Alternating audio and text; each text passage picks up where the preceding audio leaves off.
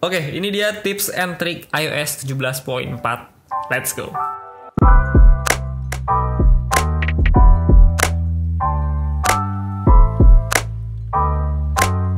Oke guys, balik lagi sama gua si Krempeng di sini. Seperti yang kita ketahui, Apple tuh baru-baru ini merilis iOS terbaru mereka, yaitu iOS 17.4. Ini adalah updatean yang cukup bagus karena nggak cuma banyak fitur aja yang dihadirkan, melainkan dari segi performa juga ada sedikit peningkatan. Gua udah buat juga video khususnya untuk apa aja sih yang baru di iOS 17.4 ini. Kalau kalian penasaran bisa cek aja nanti setelah nonton video ini.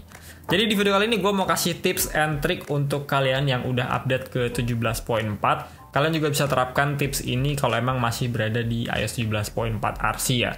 Karena bisa dibilang emang sama aja, nggak ada perbedaan di antara keduanya. Kita mulai dari yang pertama, kalian bisa pergi aja ke bagian App Store, lalu pilih yang Apple ID kalian di sini. Nah, di sini ada update ya untuk akun Apple ID di App Store kalian. Jadi di sini ditambahkan untuk opsi Purchase History di bagian sini. Nah, di dalamnya tuh kita bisa cek untuk history pembelian aplikasi dari Apple ID kalian. Untuk pengecekan defaultnya di sini 90 hari ke belakang ya, tapi kalian bisa sesuaikan aja, pilih tanggal, bulan, atau bahkan tahun berapa kalian ingin mengeceknya. Dan di bagian sini juga ada kolom search ya, kalian bisa gunakan untuk mencari berdasarkan nama aplikasi, harga, atau ID pemesanannya.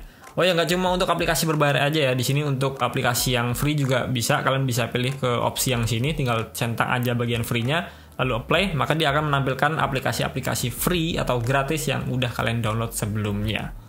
Oke, kita masuk ke updatean selanjutnya. Kita pergi ke bagian setting, lalu pilih yang Siri and Search di sini, pilih Messaging with Siri.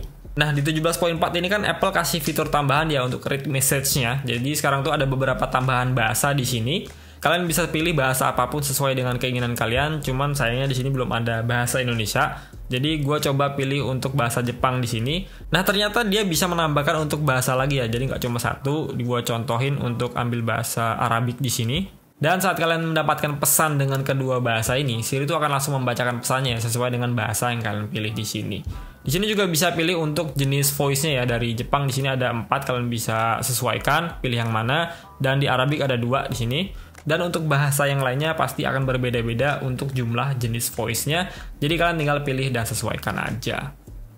Yang ketiga ada pada aplikasi podcast yang mana sekarang tuh udah dimunculkan untuk transkrip teksnya ya, seperti yang ada di Apple Music untuk lirik lagu. Bedanya di podcast ini dia semacam translatean dari podcaster yang udah dibicarakan akan dibikin transkrip seperti ini. Dan dia akan berjalan sesuai dengan apa yang diucapkan sama si podcasternya. Tapi kalau kalian ingin melihat seluruh teks dari transkripnya ini, kalian bisa pilih aja ke bagian titik 3 sini, lalu pilih yang View Transcript di sini. Dan dia akan menampilkan seluruh transkrip yang ada di podcast tadi. Kalian bisa baca dari awal sampai akhir dan ini lengkap ya, semua yang diucapkan sama si podcasternya. Oh ya, di menu utamanya sini kalau misalnya kalian geser seperti ini sampai si play controlnya tuh hilang, di sini ada icon search ya, kalian bisa manfaatin untuk nyari apapun yang kalian inginkan di transkrip podcastnya. Kurang lebih fungsinya tuh sama kayak Ctrl F di komputer atau laptop ya. Dan ternyata fitur search ini nggak cuma ada di tampilan utama ya, di tampilan full script tadi juga ada di bagian view script sini.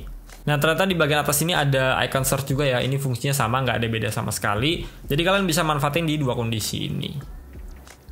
Tips yang terakhir ada di bagian widget ya, widget clock yang bernama City Digital ini yang bagian atas. Kalau kalian tahan seperti ini dan pilih yang edit widget di sini. Nah, ini kan gue di bagian Jakarta ya untuk kota yang gue pilih. Kalian bisa pilih kota manapun, jadi bisa diganti sesuai keinginan kalian. Contoh di sini gue mau ubah ke kota Houston, USA. Dan tampilannya dia akan berubah juga jadi seperti ini. Di bagian atasnya sini ada HOU ya, sebelumnya itu kan JAK. Jadi itu tuh singkatan dari nama kota yang tadi, 2 kota tadi. Dan backgroundnya pun berubah menjadi warna putih ya. Kenapa begitu? Karena waktu di Houston itu kan ada di pagi hari ya, jadi buat kalian yang belum tahu, untuk pagi sampai sore hari itu dia akan berwarna putih, berubah jadi warna putih. Kalau malam hari, background widgetnya itu akan otomatis berubah menjadi dark mode atau berwarna hitam. Ini kan jam 9 pagi ya di Houston. Contoh, gue akan balikin lagi ke Jakarta, gue edit widget, Houstonnya gue ganti, pilih Jakarta di sini. Dia akan berubah menjadi warna hitam lagi karena di waktu tempat gue sekarang tuh ada di malam hari jam 21.42. Jadi seperti itu cara kerja dari widget Clock City Digital ini. Oke, jadi itu dia sedikit tips and trick dari gue mengenai iOS 17.4 ini. Semoga tips yang gue berikan bisa bermanfaat buat kalian. Buat yang mau tahu lebih lengkapnya mengenai apa aja sih yang baru di iOS 17.4 ini, bisa cek di bagian atas sini. Gue pamit, sampai jumpa lagi di video berikutnya, and goodbye.